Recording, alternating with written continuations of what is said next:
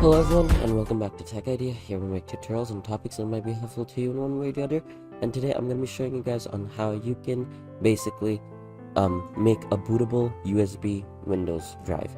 So over here, as you can see, create Windows 11 installation media. If you want to perform a clean installation, or use this option to download the tool to a bootable USB or DVD. You see USB is right here. So this is what we want to download. So we're just going to press on download now. And basically we're just gonna start the download, and seems like the download's done.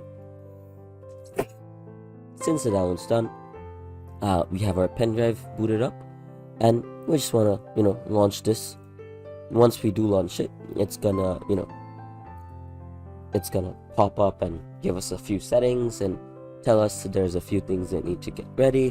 All you want to do is just scroll down, or you don't really have to, just accept it.